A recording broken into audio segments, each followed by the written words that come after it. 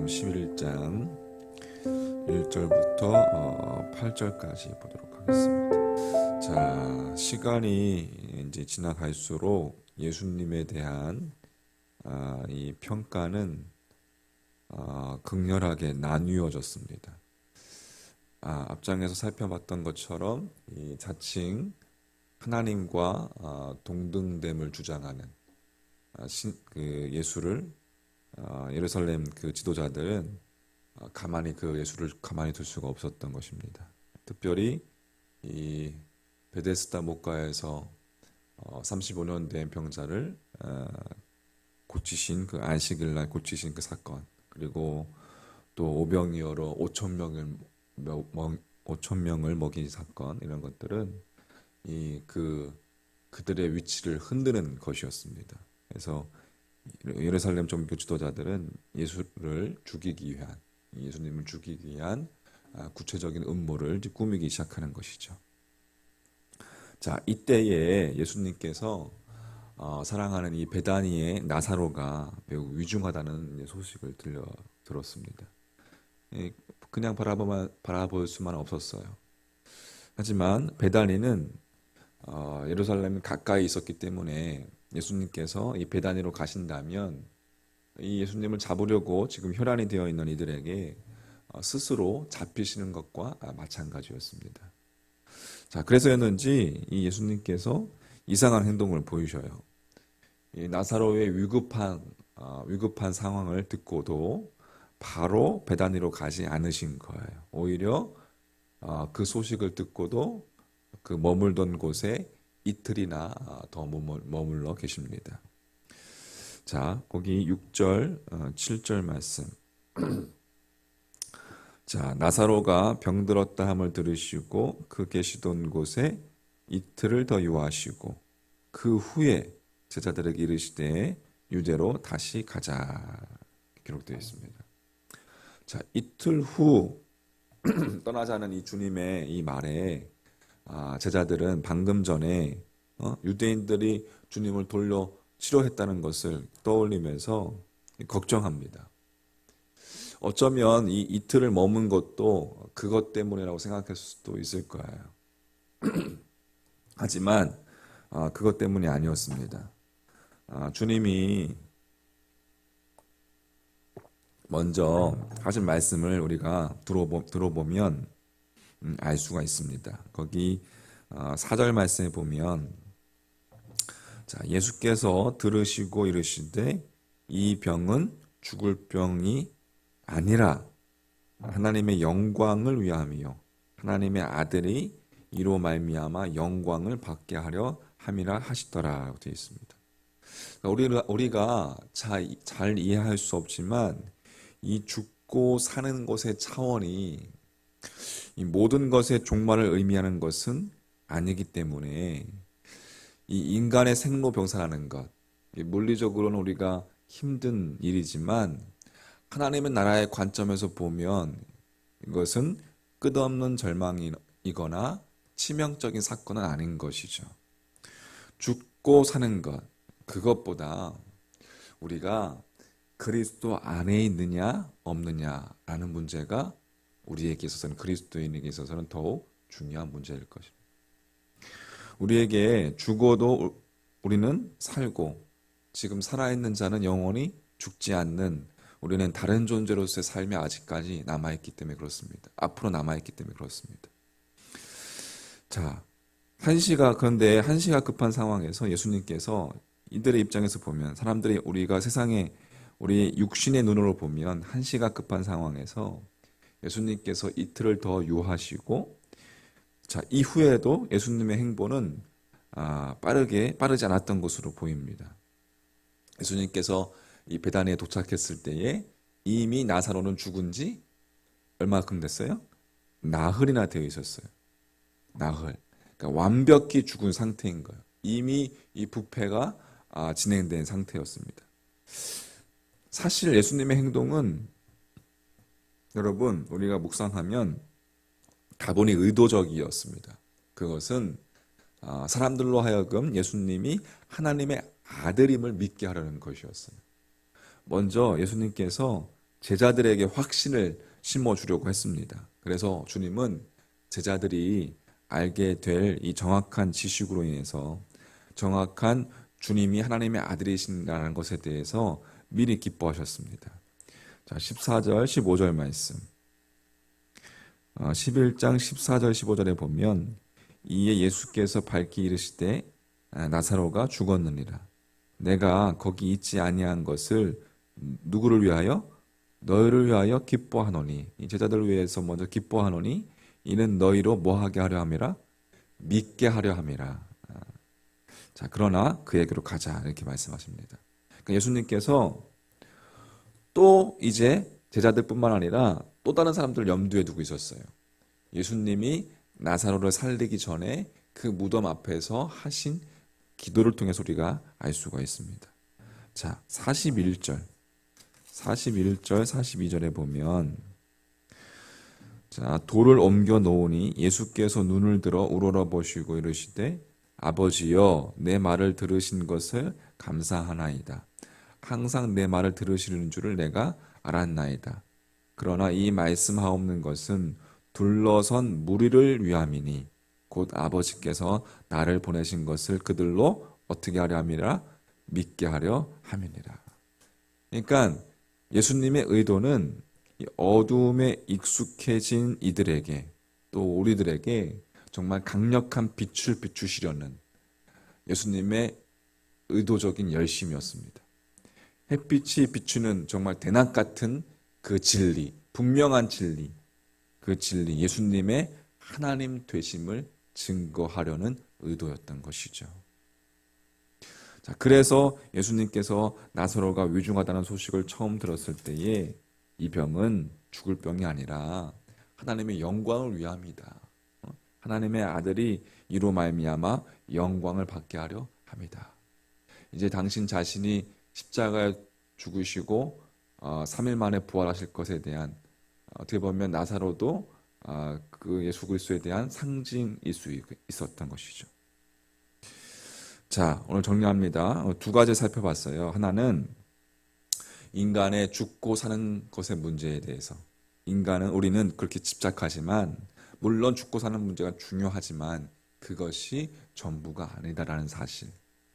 우리는 그리스도 안에 있느냐 없느냐 그것이 더 중요한 문제다. 우리 그리스도인에게 있어서는. 두 번째는 예수님은 전능하신 하나님이시다. 예수님은 죽은 자도 살리시는 전능하신 하나님과 동일하신 분이시다라는 사실. 할렐루야. 오늘 요한복음 11장 나사로의 이 사건을 통해서 묵상되어지는 것, 우리가 오늘도 주님 그리스도 안에 있게 하여 주시옵소서. 우리도 그리스도 안에서 영혼을 바라보며 영혼을 살아가는 삶이 될 수 있도록 오늘 우리의 삶과 우리 삶 가운데 동행하여 주옵소서. 11장 우리 5절부터 10절까지 보도록 하겠습니다. 자, 한때 이 땅의 교회는 이제 우리 민족의 앞길을 밝히는 빛이었고 또 영성의 부패를 막는 소금이었던 그런 시절들이 있었습니다. 나라를 빼앗겼던 일제시대 때 그러했고 또 해방 이후의 혼란기 또 한국전쟁의 그 어려움 속에서도 교회가 이 세상을 밝히는 데 아주 큰 힘이었습니다. 그때 교회는 이제 믿는 사람들뿐만 아니라 믿지 않는 사람들이 보더라도 우리 민족의 희망이고 길잡이였던 것을 우리가 역사를 통해 보게 됩니다.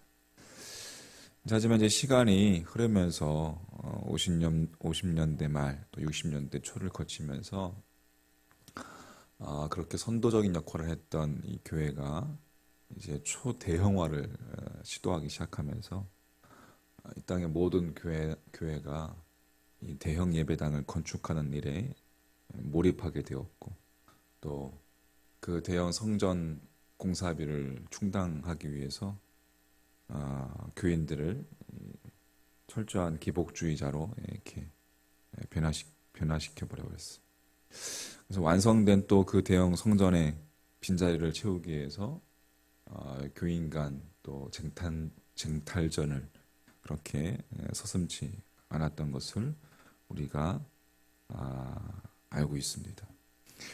그 결과 이 진리와 동떨어진 이 땅의 그리스도인들은 자신도 모르는 사이에 자기 욕망과 또 이기심의 노예가 되어서 이 사회를 부패하는 데 큰 몫을 담당하고 말았죠. 그래서 교회와 그리스도인들은 불신자들로부터 더 이상 신뢰를 받지 못하게 되었습니다. 오히려 조롱거리가 되어버렸어요. 우리나라 기독교인 뭐 잘 아시다시피 4명 가운데 1명이라고 하는데 실은 우리가 내용적으로나 본질적으로는 그러지 못한 것을 우리가 보게 됩니다. 역사를 보면 이미 5, 600년 전에 로마 카톨릭이 이 대형 성당을 짓기 위해서 면죄부를 팔면서 교회 타락의 시작을 열었죠. 그리고 500년 동안 지난 500년 동안 이 독일과 영국 그리고 미국의 교회가 그 전철을 밟았고 또 한국 교회도 그렇게 되었다는 것을 우리가 경험했습니다. 교회 다니는 사람은 많듯이 또 사회의 그 부정부패 그 한가운데에 또 교회 다니는 사람도 많은 것을 우리가 보게 되죠. 왜 이렇게 되었을까요? 그것은 우리 교회와 그리스도인들이 이 진리의 빛 속에 거하지 않았기 때문에 그렇습니다. 진리의 빛 속에 거하지 않는 자는 아무리 겉모습이 화려해 보인다 하고 웅장한다 할지라도 결국은 무너져 내릴 뿐인 것이죠. 자, 요단강 동편 처음 세례 받으시던 곳에 머물고 계신 예수님께서 이 베다니로부터 사람이 찾아옵니다. 예수님께서 사랑하시는 청년 나사로가 죽게 되었으니 즉시 오셔서 고쳐달라는 것이었어요. 그로부터 하지만 예수님은 이틀이 지난 후에 제자들에게 다시 유대로 가자 그렇게 말씀하셨습니다. 단순히 나사로를 살리기 위해서만이 아니라 이제 예루살렘에 입성하셔서 십자가를 지시기 위함이었습니다. 그러나 다시 유대로 가자라는 그 주님의 말씀을 들은 제자들은 깜짝 놀랐어요. 또 그리로 가시려 하니까 하고서 주님을 만류했습니다. 주님이 가시려는 그 유대 지방에는 사람들은 유대인들은 틈만 나면 이 주님을 죽이기 위해서 호시탐탐 노리고 있었기 때문에 그렇습니다. 자, 그때 자신을 가로막고 선 이 제자들에 대한 주님의 반응을 본문은 이렇게 이야기하고 있어요. 9절, 10절 말씀에 예수께서 대답하시되 낮이 12시간이 아니냐. 사람이 낮에 다니면 이 세상의 빛을 보므로 실족하지 아니하고 밤에 다니면 빛이 그 사람 안에 없는 거로 실족하느니라. 자, 여기서 낮이 12시간이 아니냐. 옛날 성경은 낮이 12시가 아니냐라고 되어 있는데 개역 개정에서는 바로 바르게 번역을 했죠. 낮이 12시간이 아니냐. 그러니까 지금 시간이 낮 12시라는 이야기가 아니라 낮은 12시간으로 되어 있다라는 의미죠. 이스라엘 사람들은 해가 떠서 질 때까지를 12시간으로 나누어서 그렇게 계산하였습니다. 그래서 바로 그 12시간 내에 다니는 자는, 다시 말해서 해가 떠 있는 낮 동안에 걸어 다니는 자는 넘어지지 않는다. 빛이 있기 때문에 그 빛 속에서 모든 것을 확연하게 볼 수 있기 때문에 넘어지지 않는다. 하지만 밤에 다니는 자는 넘어질 수밖에 없다. 어두움에 다니는 자는 아무것도 구별할 수가 없기 때문에 넘어질 수밖에 없다는 것이죠. 유대로 다시 가자라는 이 예수님을 제자들이 만류하고 나선 것은 다른 사람이 어떻게 되든 자신들이 살기 위함이었고, 또 그런데 주님께서는 제자들의 그 만류에도 불구하고 유대로 다시 들어가신 까닭은 주님은 다른 이들을 위해서, 남을 위해서 죽기로 결정했기 때문에 그렇습니다. 천하를 주고도 바꿀 수 없는 그 하나밖에 없는 그 생명인데 주님은 죽기를 각오했던 것을 우리가 알고 있습니다. 그런데 주님께서는 어떻게 사람들이 만류하는 그 죽음의 길, 그 십자가의 길을 걸어갈 수 있었을까요? 주님은 늘 그 진리의 빛 속에 거하셨기 때문에 그렇습니다. 주님 자체가 진리이시기 때문에 그렇죠. 주님의 그 진리의 그 빛 속에서 주님은 모든 것을 확연하게, 모든 것을 정확하게 볼 수 있었기 때문에 그렇습니다. 한 알의 밀이 땅에 떨어져서 죽으면 반드시 많은 열매를 거두게 될 것이다라는 것을 주님은 보고 계셨고, 십자가의 그 죽음이 비참한 끝이 아니라 영광된 부활의 초석이라는 것을 이 진리의 빛 속에서 분명히 보고 계셨기 때문에 그 길을, 십자가의 길을 흔들림 없이 주님은 가실 수 있었던 것이죠. 하지만 여러분, 진리의 빛 가운데 거하기를 거부했던 이 제자들은 오직 자신들의 부귀영화, 한 자리 찾고자 하는, 주님이 정치적인 메시아 왕이 됐을 때에 자신들이 한 자리 얻기 위해서 했던 것을, 그것만 궁리했던 것을 볼 수가 있습니다. 그래서 제자들은 견고하게 설 수가 없었던 것이죠. 주님께서 십자가에 매달리는 그 순간에 진리요 생명이신 그 주님을 배신하고 도망가면서 애써 갖고 왔던 그들의 인생이 허물어지고, 그들의 주님을 향한 그 믿음이 허물어지고 무너져 내리는 것을 우리가 보게 됩니다. 하지만 제자들이 다시 진리를 따라서, 빛을 따라서 다시 그 빛 속에 거하고 그 빛 속에서 나아갈 때에 그들이 큰 것과 작은 것, 참된 것과 거짓된 것, 영원한 것과 유한한 것을 바르게 구별할 수 있었고, 제자들의 인생은 다시금 영원한 삶으로 이어지기 시작한 것을 우리가 볼 수가 있습니다. 여러분, 그리스도인들이 정말 예수 그리스도를 본받아서 그리스도에 이르기까지 장성한다는 것은 이렇듯 진리의 빛 속에 거하는 것, 그리고 그 진리의 빛을 우리가 힘입어서 다른 이들을 살리는 것을 의미합니다. 지금 우리는 이 사회가 허물어져 내려가고 있는 소리를 듣고 있습니다. 하늘에서도 땅에서도 바다에서도 심지어 땅속에서도까지 이 세상이 허물어져 내리는 이 정말 소리, 이 굉음을 우리는 듣고 있습니다. 세상 사람들이 온통 욕망의 눈이 어두워서 어둠을 쫓았던 증거인 것이죠. 국민의 25%를 차지한다는 그리스도인들과 교회마저도 이 진리의 빛을 따르기보다 어둠의 욕망을 성취하기 위해서 진리를 이용해 왔음을 우리가 이용해 왔다는 것의 반증이라고 할 수가 있겠습니다. 진리의 빛 속에 거하지 않는다는 것, 아무리 그럴듯해 보여도 결국은 무너져 내릴 수밖에 없다는 사실. 그러므로 지금 우리가 진리의 빛 속에 다시 거해야 될 줄 믿습니다. 우리의 후손들에게 무너지지 않는 이 나라와 이 사회를 물려주기 위해서라도 우리는 번영이라고 이야기했던, 번영이라고 뽐내었던 것들이 축복이 아니라고 가르쳐야 합니다. 그리고 진짜 믿음을 가르쳐야 되고 보여줘야 합니다. 진짜 축복은 늘 진리의 빛 가운데서 행하는 것이어야 된다는 것을 우리는 가르쳐줘야 될 줄 믿습니다. 요한복음 11장 11절부터 16절까지. 자, 나는 정말 주님을 믿고 잘 믿고 또 주님의 말씀대로 살기를 원하는데 그 말씀대로 우리가 살지 못할 때가 참 많죠. 그럴 때마다 자신에 대한 이렇게 절망을 느낄 때가 있습니다.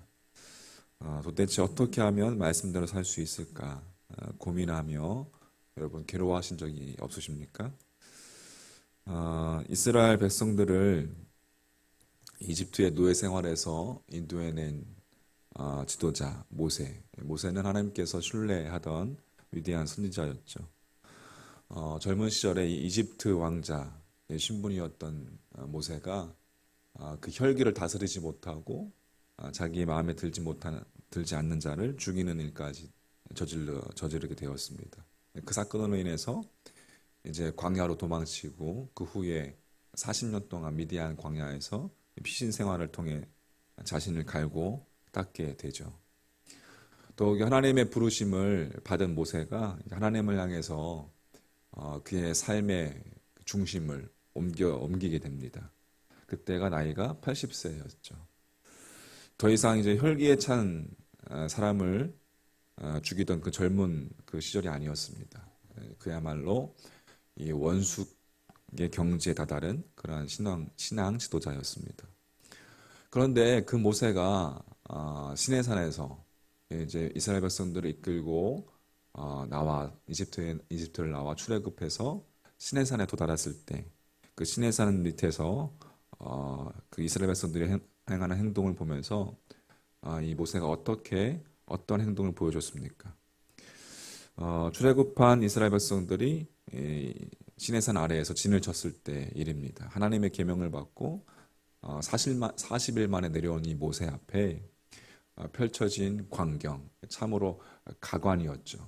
이스라엘 백성들이 금송아지를 만들어 놓고 그 금송아지가 자신들을 이끌어낸 하나님이다, 그렇게 부르며 경배하고 우상 숭배, 절하면서 춤추고 있었기 때문에 그렇습니다. 그 광경을 본 모세가 극심한 분노에 휩싸이죠. 그래서 하나님께로부터 받은 그 십계명을 두 돌판을 던져버립니다. 깨트려버리죠. 그리고 금송아지를 불살라서 가루로 만들어서 물에 타가지고 백성들로 하여금 먹으라고 먹입니다. 그래도 분이 풀리지 않은 이 모세가 레위인들을 시켜서 이 백성들을 처단케 합니다. 무려 그날에 3,000명에 이른 자가 목숨을 잃게 됩니다. 여러분, 문제는 이 40년 동안이라는 그 긴 세월의 간격이 있었음에도 불구하고 모세는 그 젊었을 때 그 혈기가 그대로 남아 있었다는 사실입니다. 여러분, 40년 동안 광야에서 정말 자신을 갈고 닦았던 그 모세였는데 그날 그 모세가 부린 그 혈기의 결과는 3,000명의 죽음이었습니다. 목숨을 잃은 자가 여러분 이집트인들이었습니까? 아닙니다. 자신의 백성이었어요. 함께 새로운 약속의 땅을 향해서 나아가던 자신의 민족이었어요. 그 3,000명이나 죽음으로 몰아넣은 그 모세의 그 마음이 여러분 어땠을까요? 그 모세의 심정.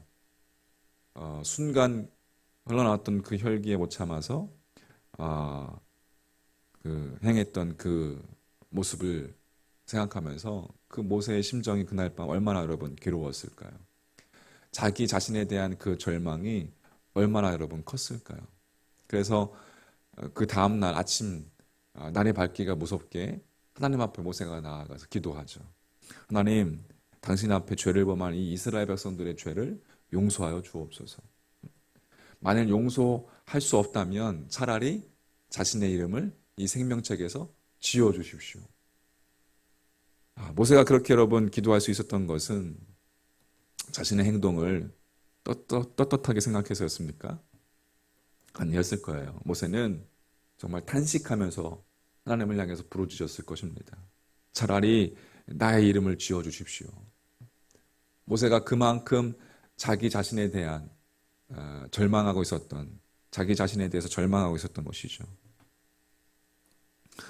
여러분, 신약성경에 보면 철저한 유대교 신봉자였던 사울을 들 수 있습니다. 사울 역시 혈기가 왕성한 젊은이였어요. 자기 마음에 들지 않는 그리스도인들을 잡아다가 돌로 쳐 죽이는 그 일에 앞장을 섰던 자였습니다. 그런데 그가 다메섹 도상에서 빛 대신 주님을 만나게 되죠. 꼬꾸라지게 됩니다. 그 이후에 3년 동안이나 아라비아 광야에서 사도 사울은 훈련을 받게 됩니다. 그리고 그 다음에 고향 다소에서도 무려 13년에 걸친 그러한 중단 없는 경건의 훈련을 쌓게 됩니다. 드디어 선교사의 새로운 삶을 시작하게 되었어요. 살인자 사울이 사도 바울이 된 것이었어요. 근데 그 사도 바울의 첫 선교지인 구브로 지중해에 위치한 사이프러스 섬에 도착해서 제일 먼저 이 사울이 행한 표적이 여러분 무엇인지 아십니까? 사울이 자신의 설교를 방해하는 박수 엘루마,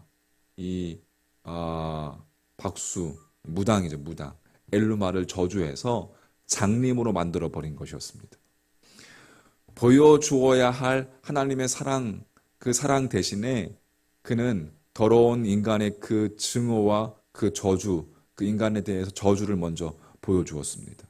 말하자면 마음에 들지 않는 자를 쳐 죽였던 그 예전의 혈기가 이 사울에게는 그대로 남아 있었던 것이죠. 그 혈기를 다스리지 못해서 바울은 치유받아야 할 인간을 어이없게 저주해 버리고 만 것입니다. 첫 선교지에서 그렇게 인간을 저주해서 장님으로 만들어버린 사도 바울이, 여러분, 그날 밤 그 사도 바울의 마음이 어땠을까요? 얼마나 여러분 괴로웠겠습니까? 응? 주님을 위해서 살겠다고 다짐했음에도 불구하고 혈기 하나 다스리지 못한 자신을 바라보면서 얼마나 자기 자신에 대한 절망, 자기 자신이 미웠고 얼마나 스스로 절망했겠습니까? 그래서 바울은 세월이 흐른 뒤에 자신에 대한 그 절망을 로마서에서 탄식하는 것을 우리가 보게 됩니다. 로마서 7장 18절 19절 말씀에 보면 내 속 곧 내 육신에 선한 것이 거하지 않아야 하는 줄을 아노니 원함은 내게 있으나 선을 행하는 것은 없노라. 내가 원하는 바 선은 행하지 아니하고 도리어 원하지 아니하는 바 악을 행하는도다. 우리가 바울의 그 탄식을 통해서 정말 위대한 사도 바울 역시 자기 절망이 컸던 사람이라는 것을 우리가 보게 됩니다. 위대한 선지자 모세도 또 위대한 사도 바울도 그렇듯 자기 절망으로 몸부림을 쳤다면 여러분, 우리는 어떨까요? 주님의 말씀대로 살고 나는 그리스도인들이 이 자기 자신에 대한 절망, 그렇게 절망하게 되는 것은 어느 특정한 사람들만이 겪는 고통이 아닙니다. 앞에서 인도하는 리더라든지 또 하나님의 일을 잘 감당하는 사역자들도 마찬가지예요. 우리가 그리스도인들이지만 정말 진실한 그리스도인들이 되기 원하는 자라면 누구나 겪지 않을 수 없는 절망, 자기 자신에 대한 절망.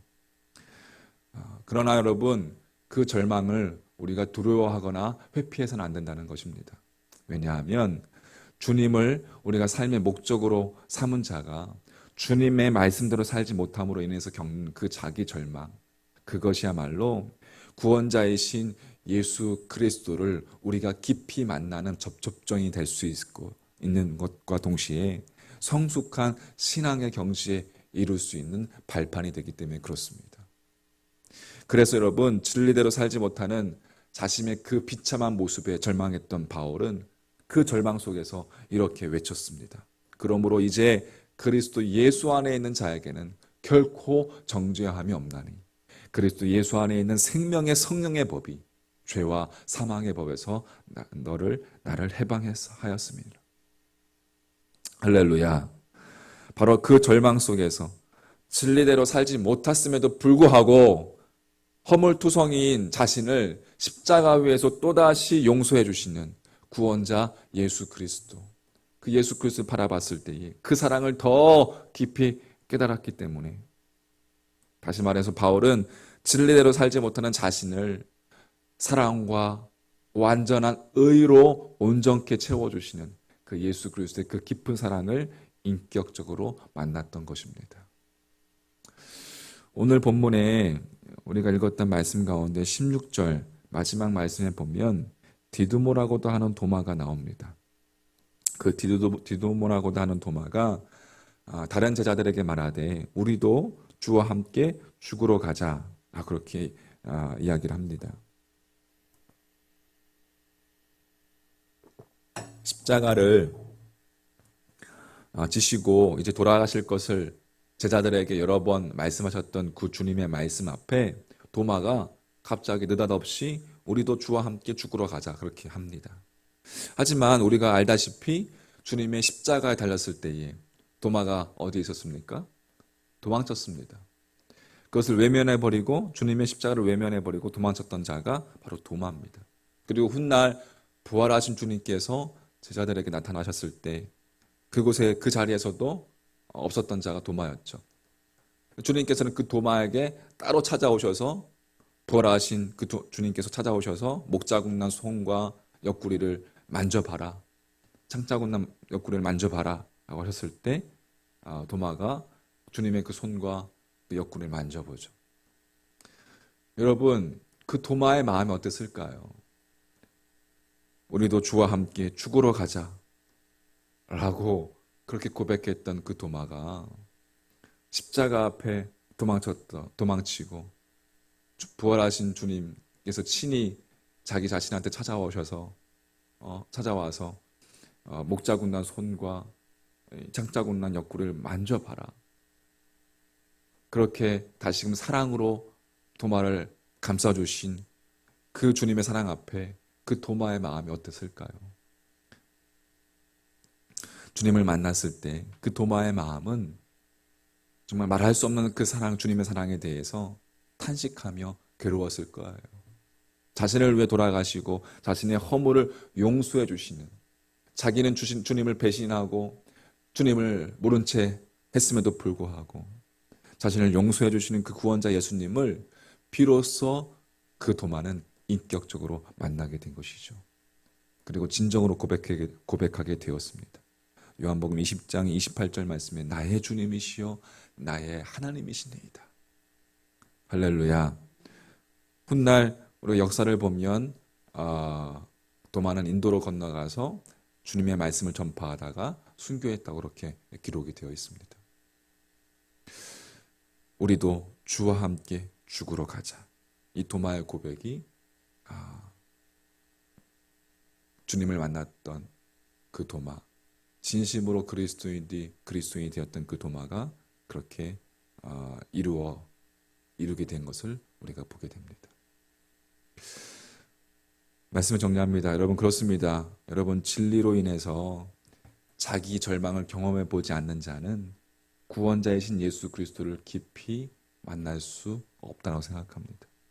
이 진리 때문에 몸부림치고 내가 말씀대로 살지 못하기 때문에 몸부림치고 그렇게 살지 못하는 자신의 모습을 보면서 비탄에 빠져보지 아니한다면 우리가 십자가의 깊은 의미를 알 수 없을 거예요. 바른 신앙인이 되고자 진실로 자기 자신에 대해 절망하는 자만이 진정 주님 안에서 바로 설 수 있고 깊은 믿음의 단계에 이르게 될 것이라 생각합니다. 여러분, 소망하기는 우리가 말씀대로 살지 못해서 매일 쓰러지고 또 실패하지만 그럼에도 불구하고 다시 불러주시는 그 주님의 사랑 앞에 우리가 응답하며 다시금 주님 앞에 무릎으로 나아가는 여러분과 저의 모습 되기를 간절히 소망합니다. 여러분, 그 몸부림 속에서 우리가 말씀대로 살고자 하는 그 몸부림 속에서 조금씩 날마다 자기를 부인하고 제 십자가로 주님을 따라갈 때에 어느 날 우리를 사용하시는, 우리가 주님을 위해서, 주님의 나라와 그 영광을 위해서 사용되고 있는 우리 자신을 발견하게 될 줄 믿습니다. 할렐루야. 그렇게 날마다 말씀 앞에 말씀을 콕 붙들고 흔들리지 아니하며 넘어지더라도 또 쓰러지더라도 또다시 오뚜기처럼 일어서서 주님을 바라보며 주님을 신뢰하며 하루하루 그렇게 살아가는 여러분과 저의 믿음의 모습 되기를 주님의 이름으로 간절히 축원합니다. 아멘. 기도하겠습니다. 7절부터 27절까지. 자, 베다니에 살던 나사로가 갑자기 죽게 되죠. 그리고 그의 누이 동생인 마르다와 마리아가 나사로가 죽은 당일 유대인의 관습에 따라서 그의 시체를 돌무덤 속에 장사 지냅니다. 그리고 그로부터 나흘이라는 시간이 이제 지났어요. 자, 그런데 오늘 19절 말씀은 이제 이렇게 이야기합니다. 많은 유대인이 마르다와 마리아에게 그 오라비의 일로 위문하러 왔더니 됐어요. 베다니는 이제 예루살렘에서 거리가 이제 가깝습니다. 한 시간적으로는 한 시간 내로 그 거리. 많은 유대인들이 마르다 가족을 위문하러 왔어요. 어떤 가정에 애사나 경사가 생기면 이웃이 모여서 그 가정을 위로하거나 또 그 가정을 축하해 주는 것이 이제 당시 이스라엘 유대인들의 관습이었습니다. 이런 예식은 7일 동안 계속되었다고 합니다.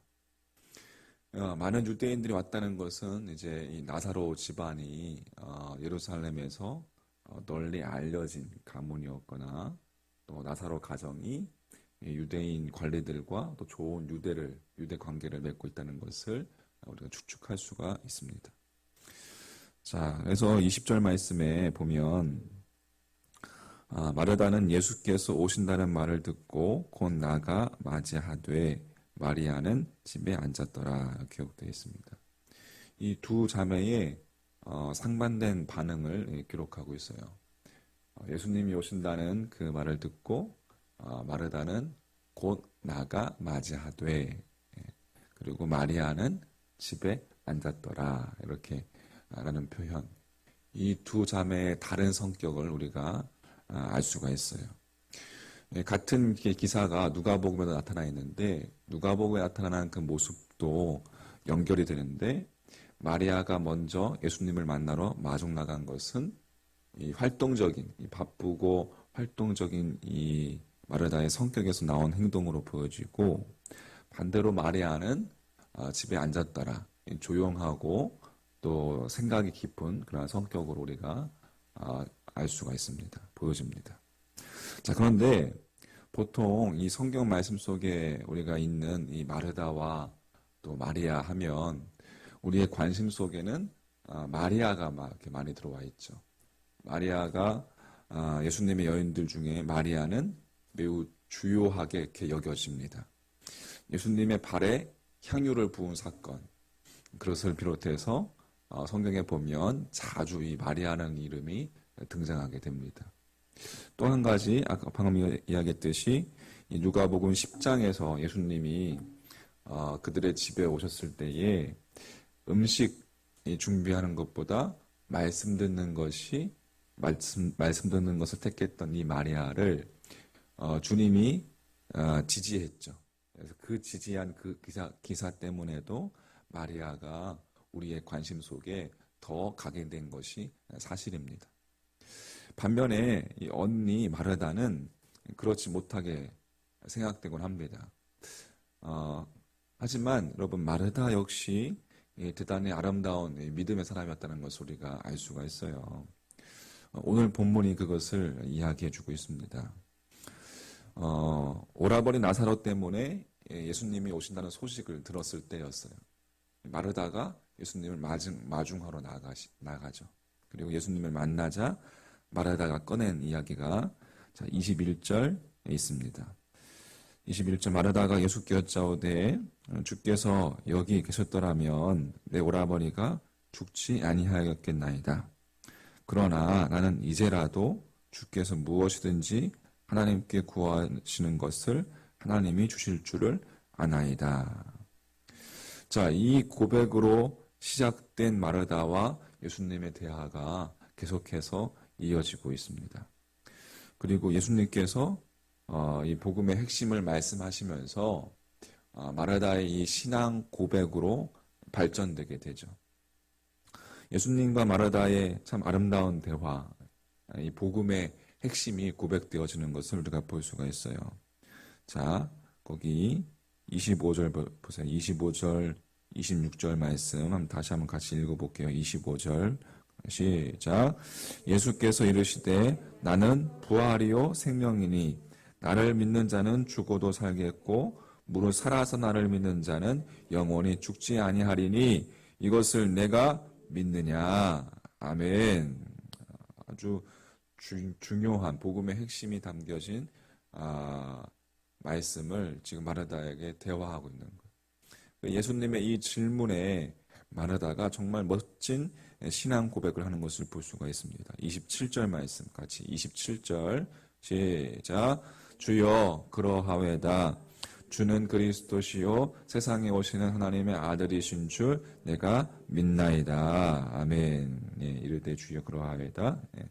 주는 그리스도시요 세상에 오신 하나님의 아들이신 줄 내가 믿나이다. 예. 가이사라 빌립보에서 베드로가 한 고백보다 앞서는 진정성 있는 고백입니다.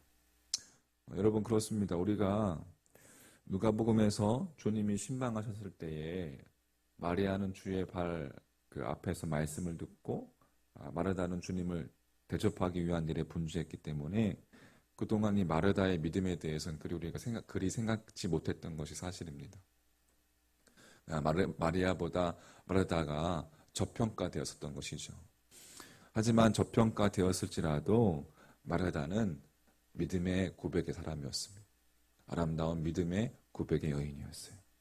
주님의 말씀 그대로 믿는 믿음이 있었고, 또 마르다는 오라비가 죽은 지 나흘이 지났음에도 불구하고 예수님께서 행하신 일을 믿고 기대했습니다. 할렐루야. 믿음이 있는 곳, 다시 말해서 영원한 생명이신 주님이 있는 곳에 예수님을 믿는 자들, 그들에게 영원한 생명의 소망이 생기게 된다는 사실. 여러분, 이것을 굳건하게 믿는 여러분과 저의 믿음도 되기를 간절히 소망합니다. 자, 정리해 보면 예수님은 마지막 심판 그날에만 부활이고 생명이신 것이 아니라 지금 바로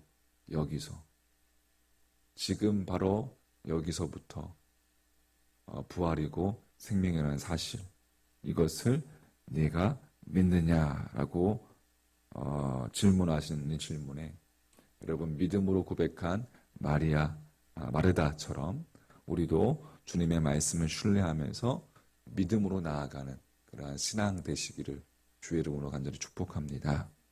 아름다운 믿음의 고백이 여러분 매일매일 날마다 있기를 소망합니다.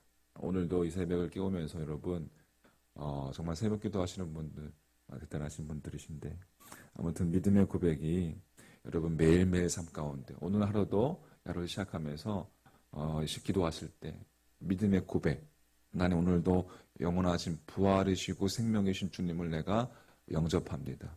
내 마음속에 내 마음의 보좌에 초청하오니 주님 내 삶의 주관자 되어 주시옵소서. 할렐루야. 그래서 여러분의 삶에 모든 세미한 모든 일들을 다 주님께 맡겨드리는 거예요. 하나님 하나하나 주님과 상의하면서 그렇게 여러분 오늘 하루를 주님과 함께 동행하시길 간절히 소망합니다. 그렇게 주님과 동행하심의 그 기쁨, 주님과 동행함의 그 행복, 여러분 그것을 여러분 느꼈으면 좋겠습니다. 말로 다 표현할 수 없는 내 삶 가운데 찾아오셔서 내 삶 가운데서 개입하셔서 하나하나 우리를 인도하시는 부드러운 주님의 손길, 또 따스한 주님의 음성을 들을 수 있는, 그래서 믿음의 고백이 있는 여러분과 저의 하루의 승리하는 삶이 되시기를 주님의 이름으로 간절히 축원합니다. 아멘. 기도하겠습니다. 자, 마르다가 예수께 여짜오되 주께서 여기 계셨더라면 내 오라버니가 죽지 아니하였겠나이다. 그러나 나는 주께서 무엇이든지 하나님께 구하시는 것을 하나님이 주실 줄을 아나이다. 예수께서 이르시되 내 오라비가 다시 마르다가 이르되 마지막 날 부활 때에는 다시 살아날 줄을 내가 아나이다. 예수께서 이르시되 나는 부활이요 생명이니 죽어도 살겠고 무릇 살아서 나를 믿는 자는 영원히 죽지 아니하리니 이것을 내가 믿느냐. 이르되 주여 그러하외다. 주는 그리스도시요 세상에 오시는 하나님의 아들이신 줄 내가 믿나이다. 아멘.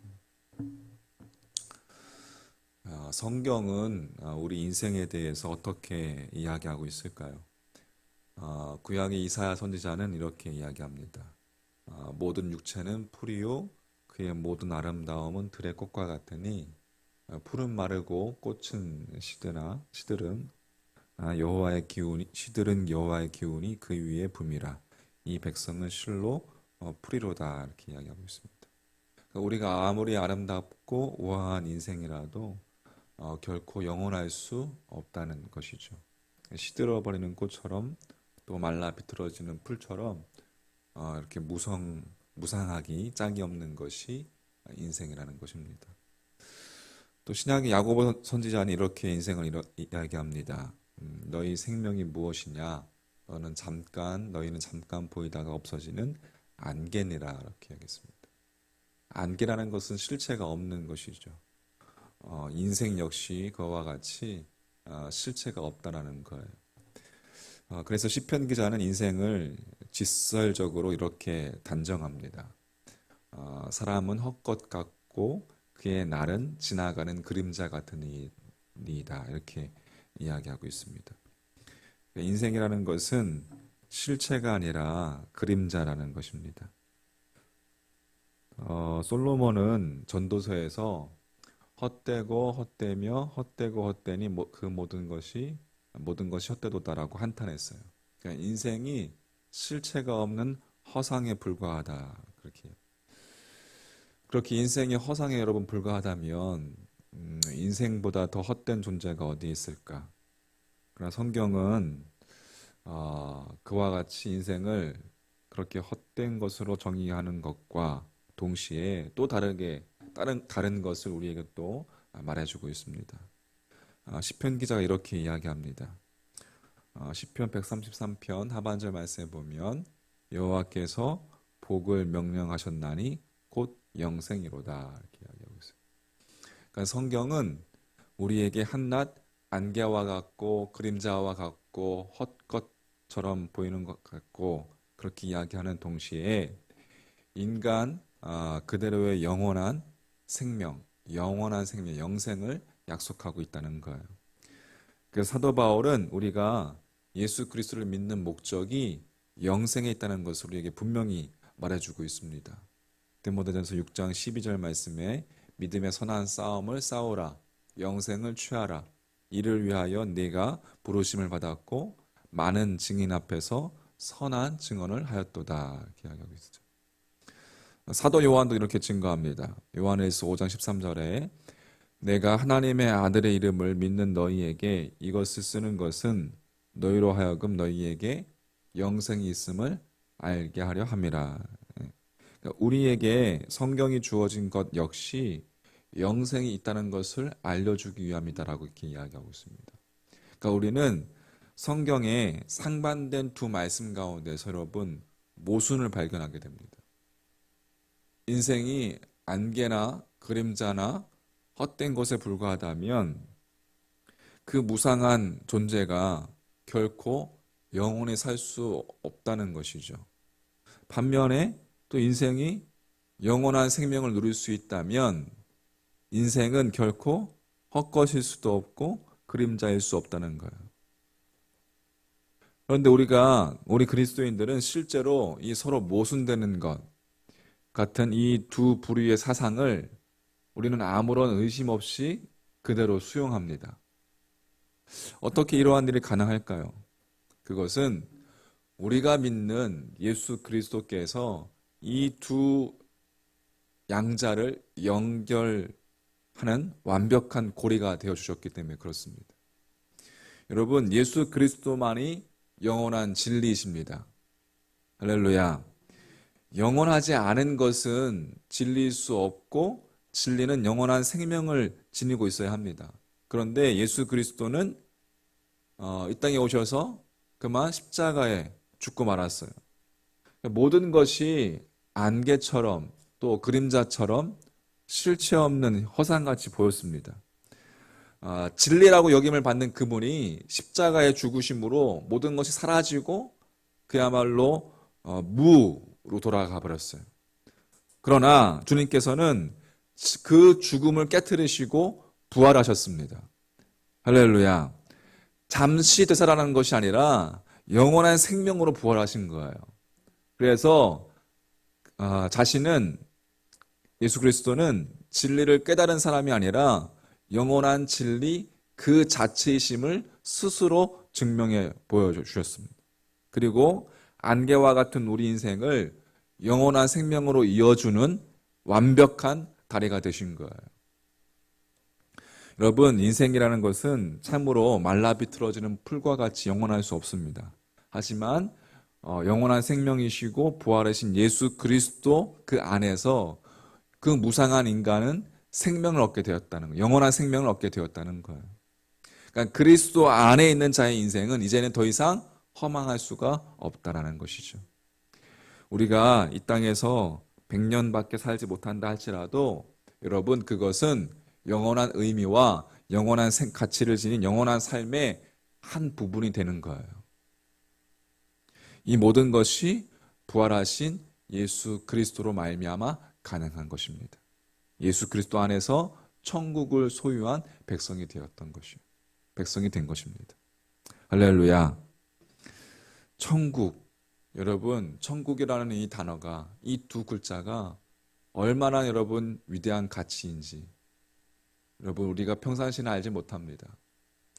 그러나 여러분 고통을 당한 이들, 어려움을 당한 이들, 혹은 자녀를 먼저 죽음으로 보낸 이들이나 부모나, 혹은 부모님을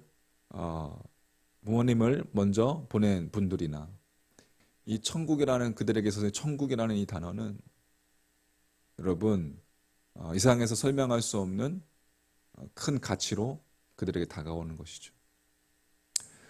오늘 25절 26절 예수께서 이르시되 나는 부활이요 생명이니 나를 믿는 자는 죽어도 살겠고 무릇 살아서 나를 믿는 자는 영원히 죽지 아니하리니 이것을 내가 믿느냐. 이제 우리가 사는 것은 여러분 영원을 사는 거예요. 이 땅에서 내게 주어진 삶의 몫을 잘 살아내고 우리의 육신의 호흡이 끝나는 날에 그 영원한 나라, 그 하늘나라와 잇대어지는 날, 우리는 주님을 얼굴 대 얼굴로 뵙게 될 것입니다. 여러분 그날에 부끄럽지 않도록 오늘 하루를 그리스도 안에서 빛으로 살아가는 삶이 되시기를 주의 이름으로 간절히 축복합니다. 하나님, 우리 가운데 영원한 생명, 천국을 주심에 감사합니다. 이 천국에 대해서 오늘 하루 종일 묵상하면서 여러분 그 위대한 천국의 가치, 우리에게 주신 사랑, 영원한 생명, 이 진리, 그 어떠한 것도 바꿀 수 없는 귀한 이 보석과 같은 이 말씀, 오늘 하루 깊이 묵상하시면서 하나님 안에서 오늘 승리하는, 또 하나님 안에서 빛으로 승리하는 하루가 되시기를 주님의 이름으로 간절히 축원합니다. 아멘. 기도하겠습니다. 11장 45절부터 53절. 인간의 출생은 죽음을 향한 제1보란 그런 말이 있습니다. 그러니까 모든 인간은 다 죽는다는 것을 강조하는 말이죠. 좀 심하게 표현하자면 인간은 죽기 위해 태어난다라는 뜻입니다. 그러므로 인간이 여러분 하루하루 살아간다는 것은 실은 하루하루 죽어가고 있다는 것을 그렇게 의미한다라고 이렇게 이야기할 수가 있겠어요. 우리가 지난 일주일 동안 얼마나 많은 일을 했는가, 또 얼마나 많은 세상에서 돈을 벌었는가. 우리가 잊지 말아야 할 것은 지난 일주일을 살았다는 것은 그만큼 일주일만큼 우리가 죽음에 더 가까이 다가갔다는 이야기죠. 근데 조금 더 깊이 생각해 보면 죽음은 우리에게 어김없이 찾아오는 것이기 때문에 우리가 인생에 대해서 새로운 정의를 내릴 수가 있습니다. 그러니까 살아있는 모든 인간은 죽음을 피할 수 없기 때문에 죽는다는 것은 하루하루 산다는 것이라고 그렇게 이야기할 수가 있겠죠. 다시 말해서 우리가 인생을 오직 이 땅 위에 살아가는 것만으로 그렇게 받아들이고 그것만을 위해서 살아간다면 그렇다면 그것은 아무리 화려하고 아무리 잘나고 부유해 보여도 실은 하루하루 죽어가는 것이고 결국에는 죽음이라는 종착역에 이르게 되는 것이에요. 하지만 먼저 우리가 죽음을 인식하고 죽음을 받아들이고 수용하고 그렇게 하는 자들은 그의 삶이 아무리 초라해 보여도 사실 그는 매일매일 우리가 생명을 살아가고 있는 거예요. 그러니까 죽음을 인식하고 수용했기 때문에 죽음을 준비하고 죽음 이후를 대비하며 살아가는 자이기 때문에 다시 말해서 거꾸로 매일매일 생명을 살아가고 있는 자가 있는 것이죠.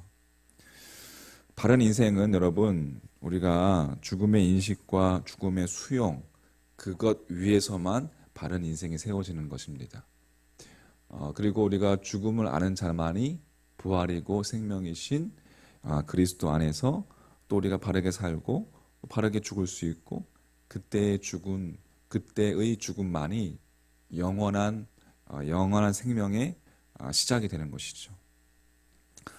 여러분, 세상의 교육은 이 땅 위에 살아있음의 목적을 그렇게 삼고 그것에 필요한 지식과 또 그것에 필요한 정보만을 제공합니다.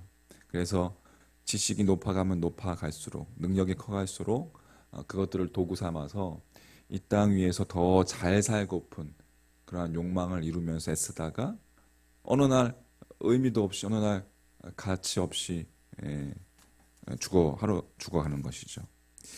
여러분, 그러므로 여러분, 바르게 산다는 것, 우리가 우리에게 분명히 죽음이 있다라는 사실을 인식하고 그렇게 수용하는 자만이 바르게 그리고 영원한 삶을 살 수 있다는 것입니다.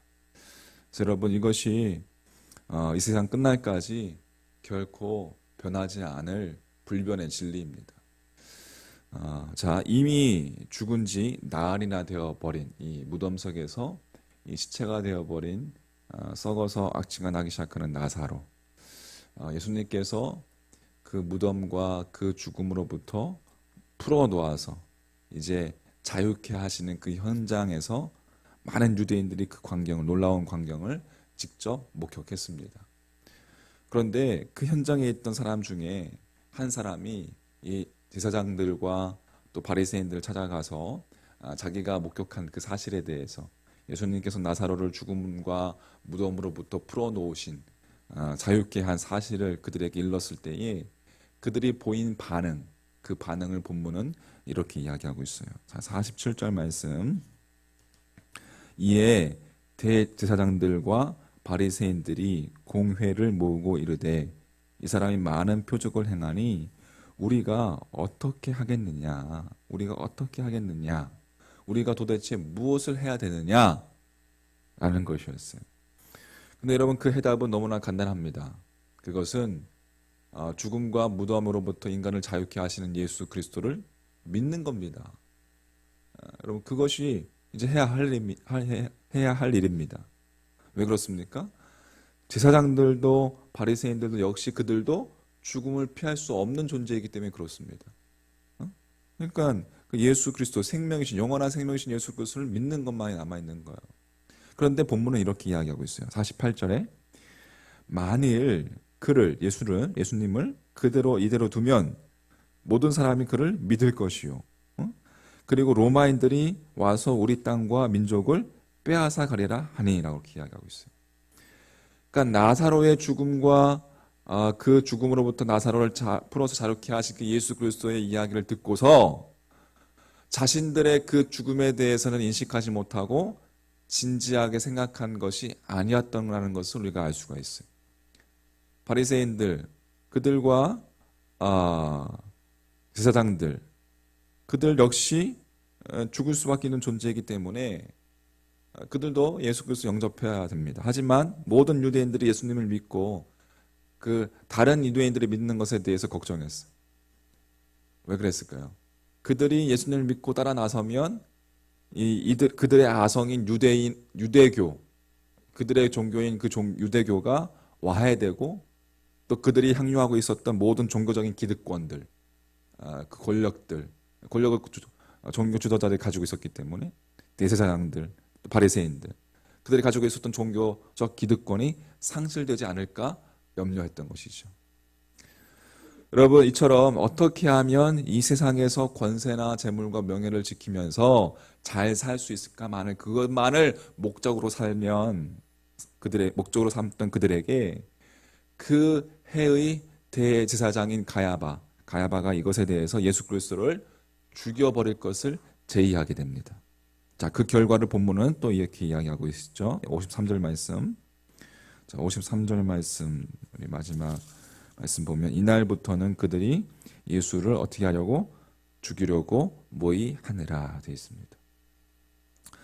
우리가 어떻게 하겠느냐라는 그 질문 앞에 그들이 합심해서 예수 그리스도를 죽여버리는 것으로 그렇게 답을 하게 되었어요.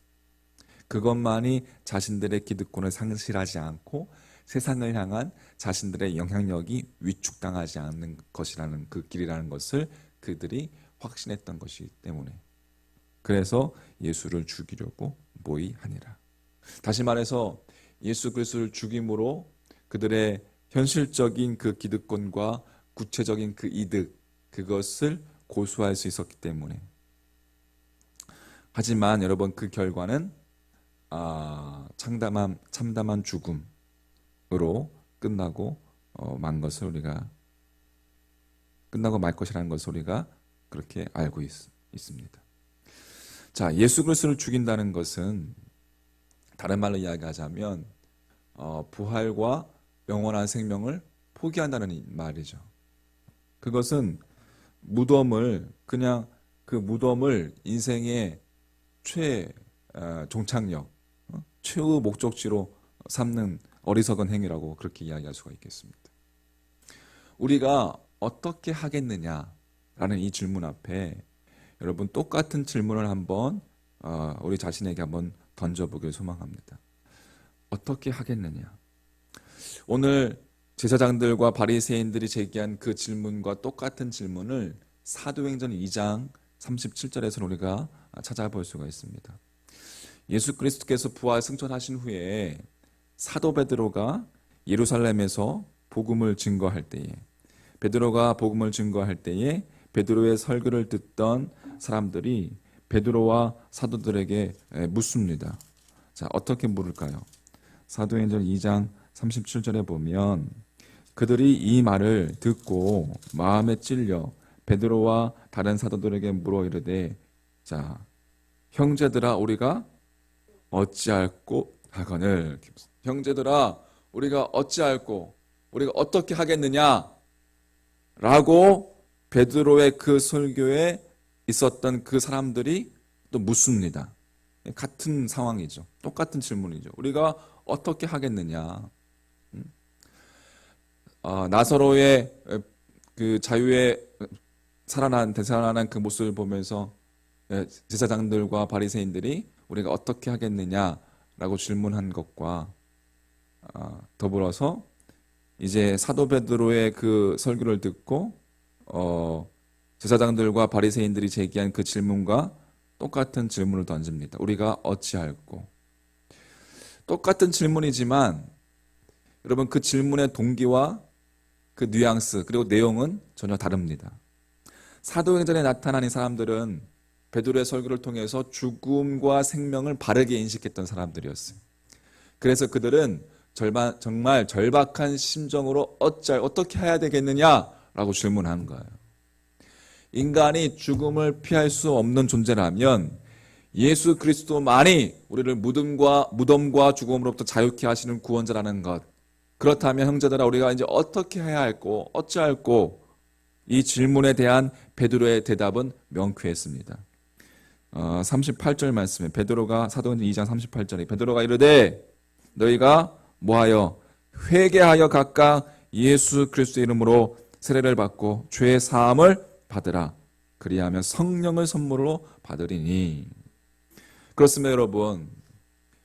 인간은 예고 없이 찾아오는 그 죽음을 결코 피할 수 없는 존재라는 사실을 인식하고 그렇게 우리가 수용한다면 우리가 이제는 어떻게 할꼬, 어떻게 해야 하겠느냐, 어찌할 거라는 그 질문 앞에 우리는 주님을 향해서 다시금 되돌아설 수밖에 없는 거예요. 되돌아선다는 것은 뭐예요? 회개요. 그리스도 없는 삶은 죄와 죽음의 삶일 수밖에 없음을 인정하는 거예요. 그렇습니다, 주님. 영원한 생명 대신 진리이신 예수 그리스도가 내 삶 가운데 없다면 나는 실은 살은 것 같지만 죽은 거요. 세상에서 없는 것 같지만 영원한 생명이신 예수 그리스도가 내 삶의 주인이 되시면 실은 죽은 것 같지만 영원한 생명을 누리고 있다는 사실입니다. 할렐루야. 그 영원한 생명으로 날마다 자기 자신을 가꾸어 가야 되는 거예요. 자, 정리해 보겠습니다. 매일매일 산다는 것은 결국 여러분 매일매일 죽음을 향해서 달려간다는 것이고, 그것은 반대로 우리에게 있어서는 죽는다는 것은 날마다 사는 겁니다. 예수 그리스도를 주인으로 영원한 생명으로 모신 우리의 삶은 죽음이라는 것이 종착역이 될 수 없어요. 그건 아무 의미도 없는 거예요. 영원한 생명이 지금부터 시작이 되었기 때문에 그렇습니다. 할렐루야. 그러므로 우리가 지금 이 세상에서 살아가는 삶, 그리고 바른 삶을 살기 위해서 인간은 누구에게나 이 세상에서의 삶은 죽음이 있다는 사실을 바르게 인식하고 그것을 수용하는 것, 소망하기는 오늘의 삶도 여러분 그리스도 안에서 영원한 생명의 빛으로 충만케 하시는 그 예수 그리스도로 살아가는 삶이 되시기를 주님의 이름으로 축복합니다. 여러분 믿음을 가지십시오. 그리고 하나님과 관계, 하나님과의 영원한 그 생명으로 잇대어지는 그 영원한 주님과의 교제가 여러분 삶 가운데 있기를 간절히 소망합니다. 오늘도 내 삶 가운데 찾아오셔서 동행하시는 주님, 여러분 잊지 마십시오. 언제나 어떠한 상황 속에서도 어떠한 여러분 삶의 모습 속에서도 나와 같이 함께 호흡하시는 주님이 함께 계신다는 사실을 잊지 마시기를 간절히 소망합니다.